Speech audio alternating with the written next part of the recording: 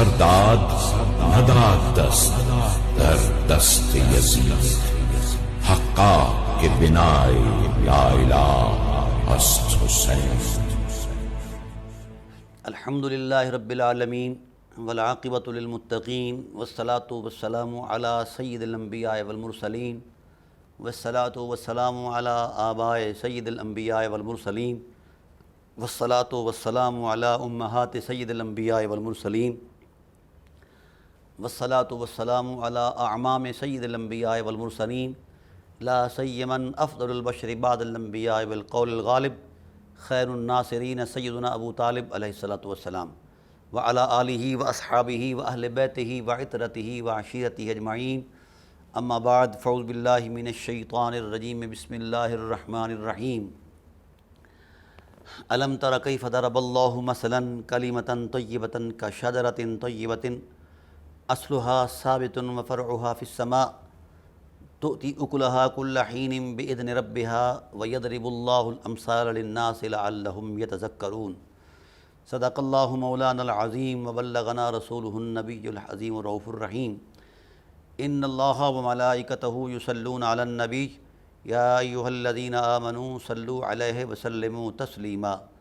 اللہم صل علی سیدنا ومولانا محمد وعلی آل سیدنا ومولانا محمد کما صلیت علی ابراہیم وعلی آل ابراہیم انک حمید مجید.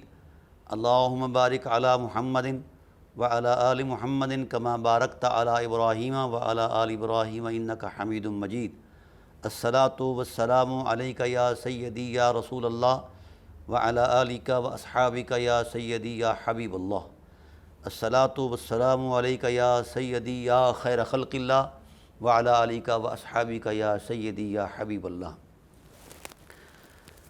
حمد و صلاۃ کے بعد انتہائی واجب القدر حاضرین و ناظرین، بحمد اللہ تعالی ہماری سلسلہ وار گفتگو حقا کے بنائے لا الہ است حسین کی عظمت میں جاری اور ساری ہے، اور آج بھی انشاءاللہ العزیز اسی عنوان کا ہم ایک نیا پہلو پیش کریں گے. اللہ تعالیٰ کی بارگاہ عظمت و رفعت میں دعا ہے کہ اللہ تعالیٰ حق عرض کرنے کی توفیق نصیب فرمائے اور اللہ تعالیٰ مقام اہل بیت کی معرفت نصیب فرمائے. پچھلی گفتگو میں یہ بات تھی کہ کلمہ طیبہ کے اندر جو معنی قوت بن کر جناب حسین آئے اور بنا بن کر آئے، تو وہ محض جذباتی تسلسل نہیں تھا، اس کے پیچھے اس حرمت کے حوالے سے بڑا عظیم اہتمام قدرت تھا، کیونکہ یہ کلمہ طیبہ ہے جس نے کائنات کے واسیوں کا تن بھی پاک کرنا ہے، من بھی پاک کرنا ہے. تو اس اعتبار سے اس کلمہ طیبہ کی ترجمانی کے لیے اور اس کلمہ طیبہ کی ابلاغ کے لیے جو عملی قوت اور طاقت تھی، وہ کسی ایسے صاحب کردار کی ضرورت تھی کہ جس کے کردار کی شفافیت میں اتنی لطافت ہو کہ کائنات کا کوئی شخص کسی لحاظ سے بھی انگلی کھڑی نہ کر سکے کہ وہاں سے یہ آلودہ ہے اور وہاں سے یہ صحیح نہیں ہے. تو اب ناظرین کرام، ضروری ٹھہرا یہ بات، اس لیے میں عرض کر رہا ہوں کہ پہلے جو تسلسل گزرا ہے سب لاکھ انبیاء علیہ السلام کا جو ترجمان رہے ہیں اس کلمہ کے حوالے سے، تو انہوں نے بھی کردار دیا ہے. ان کی سیرت کی طہارت ہی اسوہ بنی ہے. تو جب سید المرسلین تشریف لائے تو اللہ وحدہ لا شریک نے ان کو صاحب خلق عظیم فرمایا، جس سے آگے کسی اعلیٰ اخلاق کا امکان ہی کوئی نہیں ہے، اعلیٰ اخلاق کا. اور سید عالم صلی اللہ علیہ وآلہ وسلم کی ذات کے بعد جس وقت اسی کلمہ کی ابلاغ کے لیے، فروغ کے لیے کردار کی ضرورت پڑی، تو اس کردار میں اہل بیت اس کلمہ کی طاقت بن کر آئے. اور یہ نہیں کہ صرف کلمہ گو بن کر ہی تشریف لایا، کلمے کی روح میں اتر کر، کلمے کے نور میں چل کر انہوں نے کردار دیا. اور جہاں کہیں بھی کلمے کو ضرورت محسوس ہوئی اپنی بقا کے لیے کسی قربانی کی، تو پھر اہل بیت نے اور جناب حسین نے وہ پیش کیا عمل کہ آج تک بلکہ قیامت تک اس کی نظیر نہیں مل سکتی، اور عقل دنگ ہے کہ اس کلمے کو جب خون کی ضرورت محسوس ہوئی تو 6 ماہ کا علی اصغر بھی پیش کر دیا۔ یہ وہ حقیقتیں ہیں جن کا انکار ممکن ہی نہیں ہے۔ اور میں نے کہا تھا کہ کردار کی پاکیزگی یہ بڑی ضروری عظمت ہے، بڑا ضروری عمل ہے، تو اس پر میں ایک نبوی خطبہ جو ہے وہ آپ کے سامنے پیش کرتا ہوں، تاکہ آپ کو مولا حسین علیہ السلام کی کردار کی جو عظمت ہے، جو گواہ ہے، جو طاقت ہے، بنا لا الہ الا اللہ میں عظمت بن کر آئی ہے، اس حوالے سے میں آپ کو ایک حدیث پیش کرتا ہوں، تاکہ یہ نہ سمجھا جائے کہ ہم صرف فرط جذبات میں باتیں کرتے ہیں۔ نہیں، ہم تحقیق کے طالب علم ہیں، اور فیض ہے اہل بیت کا علیہم الرضوان کا، جو برکات وہاں سے میسر آتی ہے، ہم امت کو وہ پیش کرتے ہیں۔ اپنے خیال کی دنیا میں اتر کر ہم بات کرنے کے قائل نہیں ہیں، ہم دلیل کو ہی رہنما مانتے ہیں۔ سید عالم صلی اللہ علیہ وآلہ وسلم نے خطبہ ارشاد فرمایا، اور اس خطبے کا ایک پس منظر ہے۔ پچھلے پروگرام کے اندر میں نے اللہ تعالیٰ کی توفیق سے اور اہل بیت کی برکت سے حسین کی تاریخ بیان کی تھی کہ حسین راہ جاتے ہوئے نہیں بنتے، حسین کے وجود کے لیے بڑی حرمتوں کا اہتمام کرنا پڑتا ہے، بڑے تقدس کا انصرام کرنا پڑتا ہے۔ کہاں سے شروع ہوا یہ اہتمام لطافت اور اہتمام عصمت؟ اللہ اکبر! جس طرح میں نے پچھلے پروگرام میں کہا تھا کہ حضور سید عالم صلی اللہ علیہ وسلم کا نبوی وجود سارے انبیاء کی نبوتوں کا خلاصہ ہے، عظمت، رفعت اور عظمت کردار کے حوالے سے، اور ہر اعتبار سے خلاصہ ہیں۔ تو ایسے ہی اہل بیت جن میں خود رسول بھی شامل ہیں، یہ بات اگرچہ اہل علم کو ثقیل لگے گی، لیکن چونکہ رسول اللہ صلی اللہ علیہ وسلم نے خود کو اہل بیت کہا ہے، خود کو، تو لہٰذا اس اعتبار سے میں بھی حضور علیہ السلام کو اس تصور میں پیش کر رہا ہوں کہ حضور خود اہل بیت میں ایک منفرد حیثیت اور عظمت ہیں۔ ناظرین کرام، جس اہل بیت کا تقدس اتنا بڑا ہو کہ سید المرسلین اس میں ایک فرد ہوں، ایک وجود ہوں، ایک حصہ ہوں، تو پھر ان نفوس قدسیہ کی شان سبحان اللہ، ہم کہاں سے شروع کریں اور کہاں جا کر اس کا اختتام کریں؟ کائنات کے زاویہ نظر کے اندر کہیں بھی کوئی ایسی وسعت نہیں جو ان حرمتوں کا احاطہ کر پائے۔ سید عالم صلی اللہ علیہ وآلہ وسلم نے فرط جذبات میں نہیں فرمایا کہ حسین مجھ سے ہے اور میں حسین سے ہوں۔ یہ امام علی مقام علیہ السلام پر نبوی اعتماد ہے۔ اللہ نے اپنے محبوب پر اعتماد فرمایا، اور سید عالم صلی اللہ علیہ وآلہ وسلم کی ذات والا صفات نے اپنے اعتماد کا اعلان کیا اور امت کو بتایا ہے کہ میرے ذات کے بعد یہ میرا اعتماد ہے۔ اور یہ اگر خیال ہوتا یا کسی مسلک کا تراشا ہوا تصور ہوتا تو یہ مٹ جاتا۔ یہ وہ حقیقتیں ہیں، انہیں قیامت بھی نہیں مٹا سکتی، کائنات کی کوئی طاقت ان کا مقابلہ نہیں کر سکتی۔ بڑے بڑے آئے، سلاطین آئے، بادشاہ آئے، کوششیں کیں، قرآن کی تفسیروں میں رکھنا ڈالا، حدیث کے معنی میں رکھنا ڈالا، علماء خریدے، فقہاء خریدے، اور اس حد تک جارحیت میں یہ لوگ آگے چلے گئے، ظلم اور بربریت میں، کہ جو اہل علم اللہ سے ڈرتا اور اللہ کے رسول صلی اللہ علیہ وسلم کے سامنے آنے سے قیامت کے دن ڈرتا اور حق بات کہتا، اسے کاٹ دیا جاتا، اس کی زبان کاٹ دی جاتی۔ پہی کو پرانی باتیں کہتے رہے ہیں، اور کہتے رہے ہیں کہ یہ بنی ہاشم نے شور ڈالا ہوا ہے۔ اس طرح کے بھی لوگ آئے ہیں، اور المیہ اس بات پر ہے کہ آج ان لوگوں کی عظمتوں کے بڑے نعرے مارے جا رہے ہیں، استغفر اللہ یہ دین کی حرمت کے ساتھ مذاق ہے۔ میں گزارش کروں گا سچ ٹی وی کی سکرین کے حوالے سے ایک ترجمانی کرتے ہوئے کہ امت اس نعرے کی طرف نہ آئے جس نعرے کے پیچھے صرف شیطانی خیالات ہیں، اس کی طرف نہ آئے، ادھر آئے جدھر اللہ کے حسن کے جلوے بول رہے ہیں، رسالت پناہ عالم کے فرط جذبات بول رہے ہیں، قرآن کی آیات بول رہی ہیں، جن کے اخلاق اور کردار کی حرمت پر سارا زمانہ گواہ ہے، اور زمانے بھر کی کسی آنکھ نے آج تک ان کے تقدس مآب وجود پر کوئی انگلی نہیں اٹھا پائے کہ یہاں سے ایک رتی برابر بھی انہوں نے قرآن سے ہٹ کر کوئی قدم اٹھایا ہے، مشیت الہی سے ہٹ کر کوئی قدم اٹھایا، ایسا کہیں نہیں ہے۔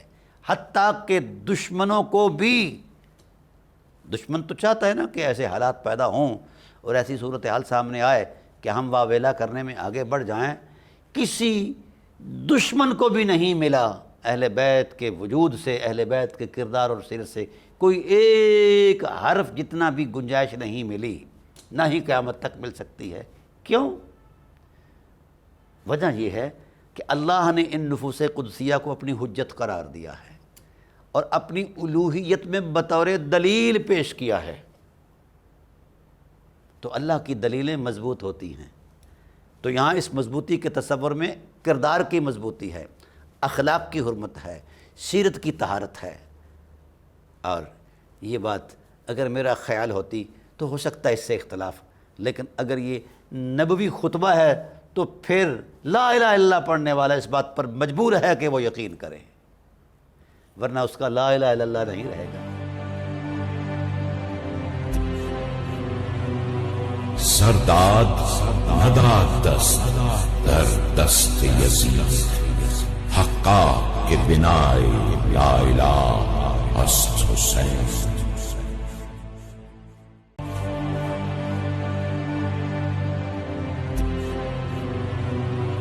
سرداد نداد دست در دست یزید، حقا کے بنائے یا الہ است حسین۔ کلمہ طیبہ ہے، یہ طہارت کے لیے ہی آیا ہے، انسان کی ذہنی، شعوری اور خیالی طہارت کو بھی، قلبی اور روح کی طہارت کے لیے بھی آیا ہے۔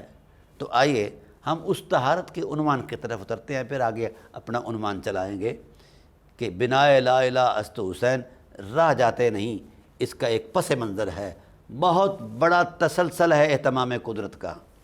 سید عالم صلی اللہ علیہ وآلہ وسلم نے نبوت کے منبر پر چڑھ کر نبوت کا خطبہ دیا اور اصحاب رسول کی توجہ کو مرکوز کرنے کے لیے سب سے پہلے ارشاد فرمایا، لوگوں بتاؤ من انا، میں کون ہوں؟ لوگوں نے کہا انت رسول اللہ، آپ اللہ کے رسول ہیں۔ کہا ثم من انا، میں پھر کون ہوں؟ کہا انت نبی اللہ۔ کہا ولیکن من انا، یہ لیکن جو ہے استدراک کے لیے آتا ہے، پچھلی بات میں جو کوئی وہم پیدا اس کو دور کرنے کے لیے آتا ہے۔ کہا اپنے وہم و خیال سے ہٹ کر اوپر آ کر بات سنو اور مجھے بتاؤ میں کون ہوں۔ سب خاموش ہو گیا صاحب کہ یا رسول اللہ اس سے آگے ہم کہاں جائیں؟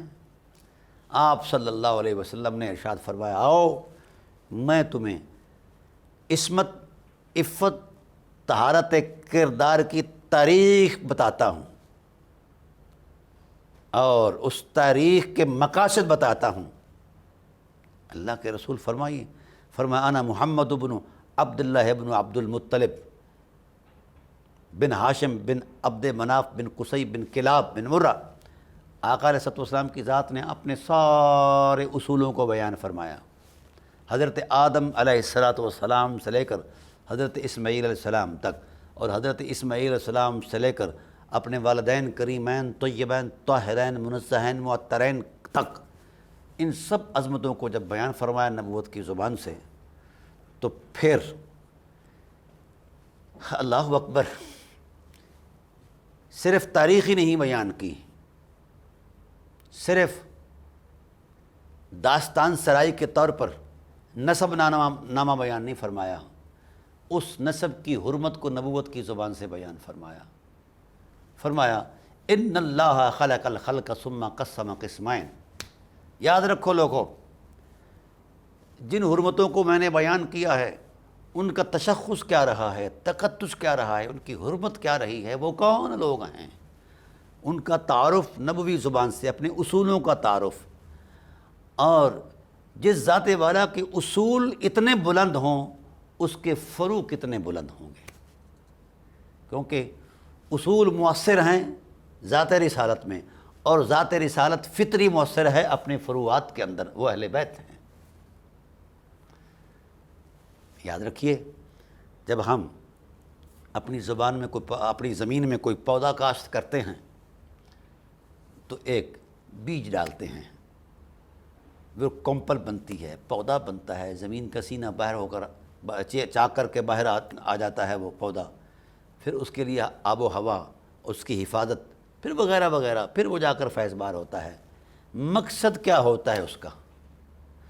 اس بیج بونے کا مقصد یہ ہے کہ یہ پودا بنے اور برابر ہو اور کائنات کے باسی اس سے فائدہ حاصل کرے۔ ایسے ہی رسول اللہ صلی اللہ علیہ وسلم کی ذات نے اپنی اصولوں کی حرمت کو بیان فرما کے یہ درس دیا ہے کہ جن کی اصول میں اتنی طہارت اور پاکیزگی ہے، عصمت ہے، ان کی فرع محمد صلی اللہ علیہ وسلم ہے، اور محمد صلی اللہ علیہ وسلم جن اصولوں پر فرع کی صورت میں نمودار ہوئے، جب اس فرع کی یہ شان ہے تو پھر اس پیکر نبوت کی فرع کا کیا مقام ہوگا جو مجھ سے وجود پذیر ہوئے۔ اللہ اکبر۔ آپ صلی اللہ علیہ وآلہ وسلم نے سادہ لفظوں میں اس حرمت کو بیان فرمایا، ارشاد فرمایا ان اللہ خلق الخلق ثم قسم قسمین۔ اللہ تعالیٰ کی ذات نے جب مخلوق کو پیدا فرمایا تو اس کو دو حصوں میں بیان فرمایا۔ یہاں یہ بات کی وضاحت کرتا جاؤں کہ رسول اللہ صلی اللہ علیہ وآلہ وسلم نے اس سارے تاریخی پس منظر کے اندر صرف اپنے نبوی فرط جذبات کو سامنے نہیں رکھا، بلکہ ان جذبات کی عکاسی کے لیے، تائید کے لیے اللہ کے قرآن کی آیات کو بھی حصہ عنوان بنایا ہے۔ یہ بہت بڑی بات ہے۔ یعنی رسول اللہ صلی اللہ علیہ وسلم کے جتنے بھی اصول ہیں، حضرت آدم سے لے کر علیہ السلام سے لے کر حضور کے والدین کریمین تک، ہر ایک اصل جو ہے پیکر مصطفیٰ کی، اس کی تائید اور توثیق اور حرمت کی گواہی قرآن کی آیات دے رہی ہیں۔ تو گویا قرآن کریم بھی اس بیان میں اللہ وحدہ لا شریک کے حبیب کے ساتھ پورے تسلسل کے ساتھ گواہ بن کر موجود ہے۔ دونوں حقیقتوں کو زبان رسالت نے بیان فرمایا ہے۔ آقا علیہ السلام فرماتے ہیں ان اللہ خلق الخلق ثم قسم قسمین۔ اللہ نے جب اس مخلوق کو پیدا فرمایا، انسانیت کو وجود بخشا، تو دو حصوں میں بانٹ دیا۔ اللہ اکبر۔ اور کہا کیا؟ فجعلنی فی خیرہما۔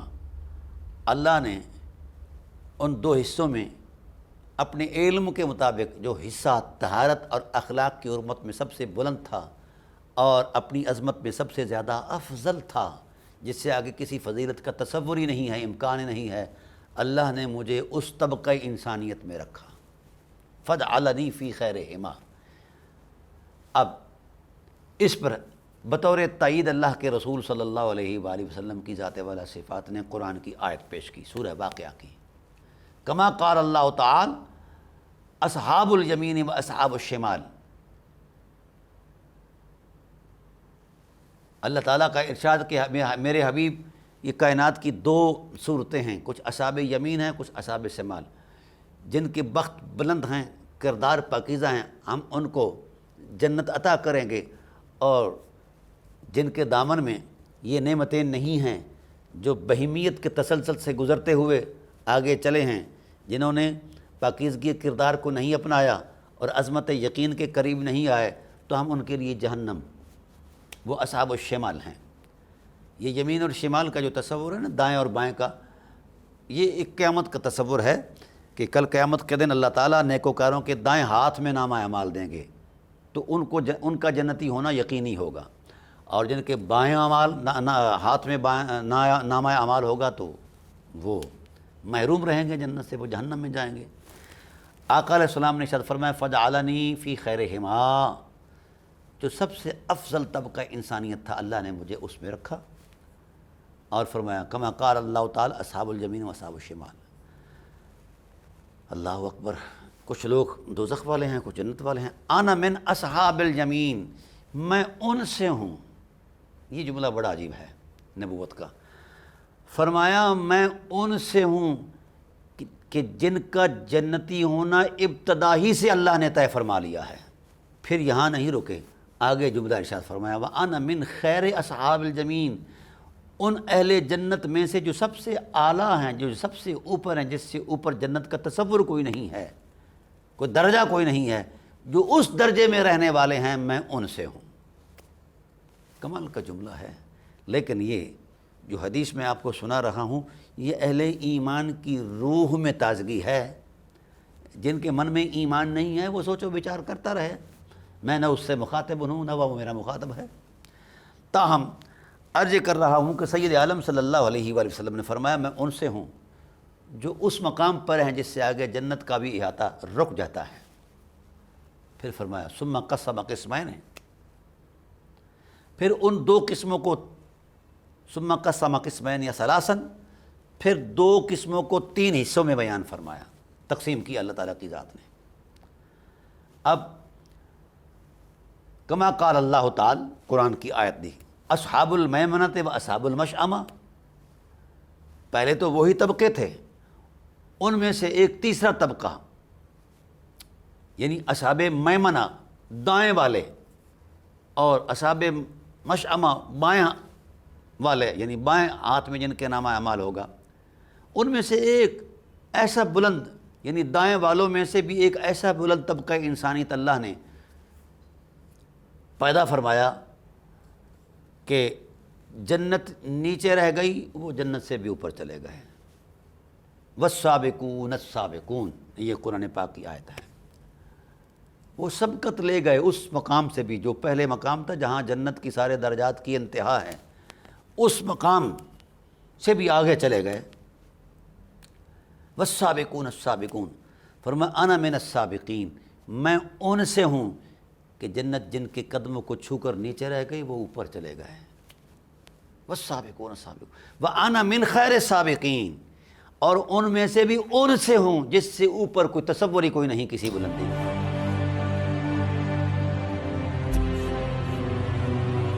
سرداد نداد دست در دست یزید، حقا کے بنائے لا الہ است حسین۔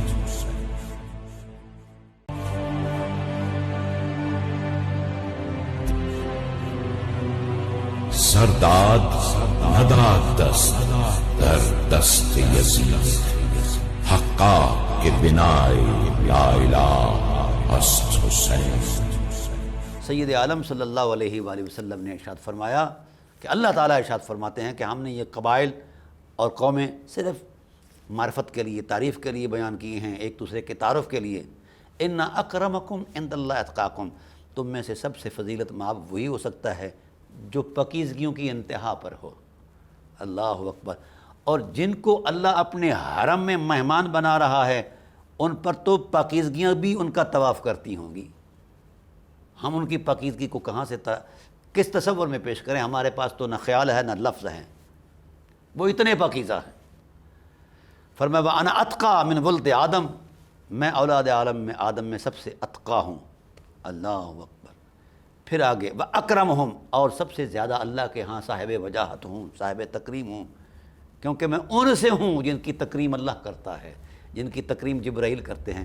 بلکہ جبرائیل علیہ السلام تو خود فرماتے ہیں ان اللہ تعالی امرنی ان اطوف الی الارض الی جبلها وسہلها ورسلها، کہ اللہ نے مجھے حکم دیا جاؤ زمین کا طواف کرو، جہاں جہاں حرمتیں موجود ہیں میرے محبوب کی رشتوں کی عظمت میں، ان مقامات کا طواف کرو۔ جبرائیل تو حرم نبوت کا طواف کرتے رہے ہیں، اور ابھی ہم ترازو کر رہے ہیں ان کے اندر ایمان تھا یا نہیں تھا۔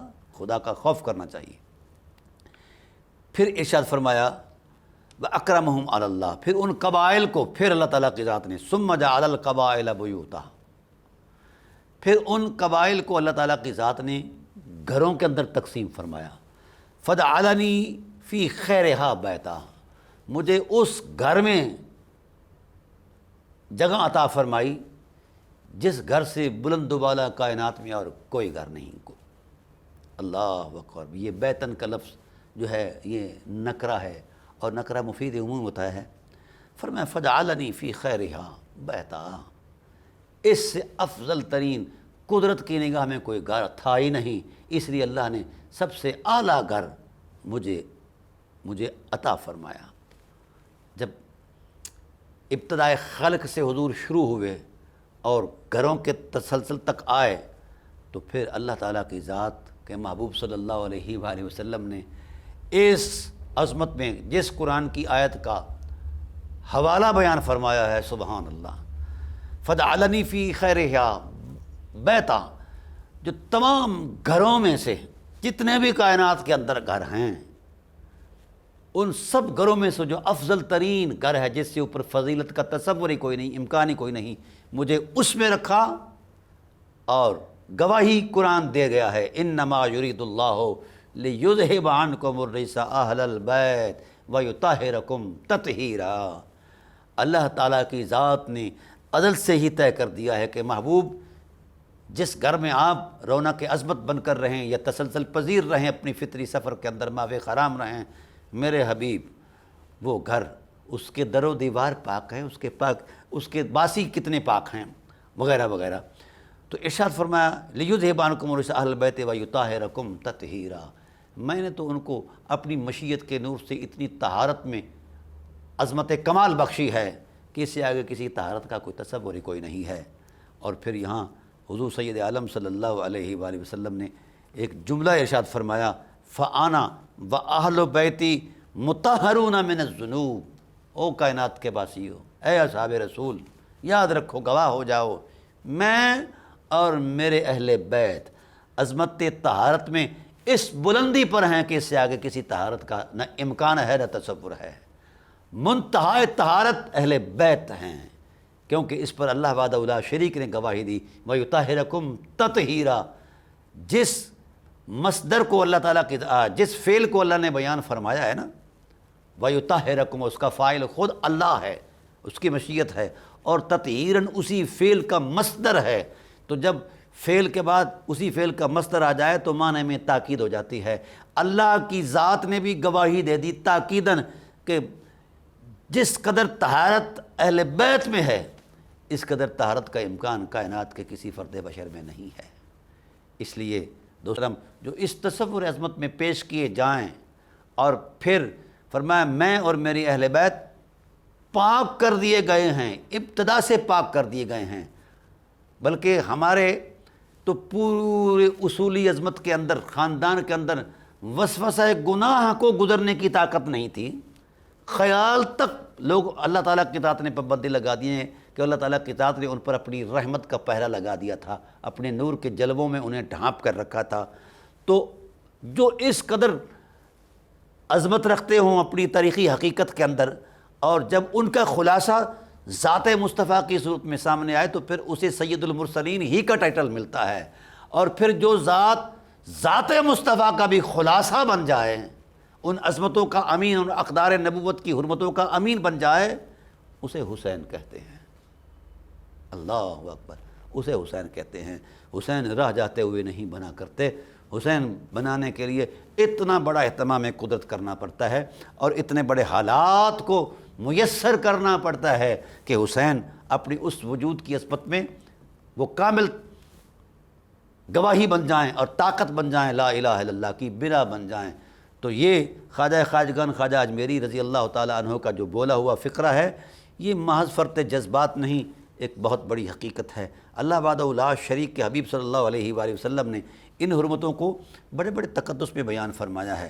اور اسی تصور میں نے پہلے بھی عرض کیا تھا کہ لا الہ الا اللہ ایک دعویٰ ہے، اور محمد رسول اللہ اور ان کا کردار اس دعوے کی عظمت میں دلیل ہے کہ وہ پاک ہے۔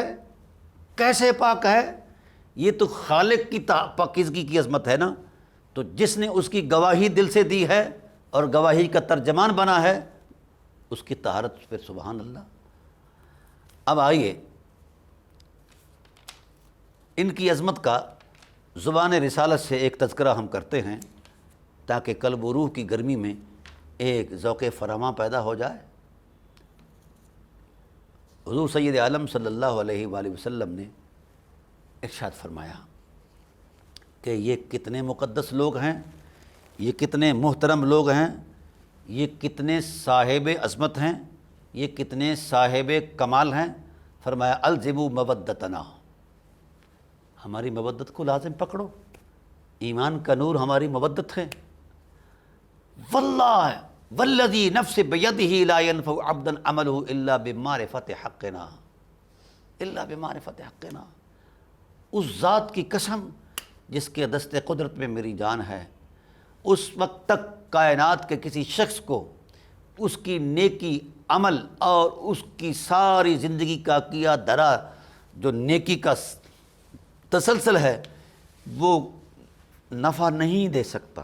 کوئی صحابی ہے، تابعی ہے، تبع تابعی ہے، ولی ہے، غوث ہے، قطب ابدال ہے، جس بھی درجے کا بندہ ہے، اس کا ساری اس کی عظمت کردار جو اس کے لیے مفید تب ہوگی جب وہ حسین کی معرفت کا احترام کرے گا اور حسین کی معرفت تک پہنچے گا، اس کی معرفت کو حاصل کرے گا۔ اگر کوئی نہیں کرتا لا ينفع عبدا عملہ، اس کا کوئی عمل اللہ کی بارگاہ میں قابل قبول نہیں جو اس کے لیے مفید ہو سکے اور اس کی نجات کا باعث بن سکے۔ تو جب پوری امت کی نجات معلق ہے معرفت حسین پر، پوری کائنات خواہ وہ جس عظمت کے لوگ ہیں ان کی نجات، عظمت اور قبولیت عمل اور نفع رسانی عمل کی جو ہے، مفید ہونا اس عمل کا، اس وقت تک ہو ہی نہیں سکتا جب تک کہ حسین کی معرفت حاصل نہ کرے۔ تو گویا حسین وہ معیار ہیں جو تمام معیارات سے اتنے بڑے بلند معیار ہیں کہ یہ جب تک ان کی تکریم من میں نہیں اترتی تو کائنات کی کوئی حرمت کسی کے کام نہیں آئے گی۔ اس لیے بنا لا الہ ہست حسین جو ہیں یہ فرط جذبات نہیں، ایک حقیقت ہے۔ اللہ تعالیٰ میری اور آپ کی حاضری کو شرف قبولی سے سرفراز فرمائے۔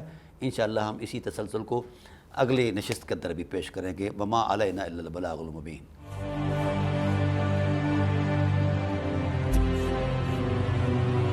سرداد نداد دست در دست یزید، حقا کے بنائے لا الہ ہست حسین۔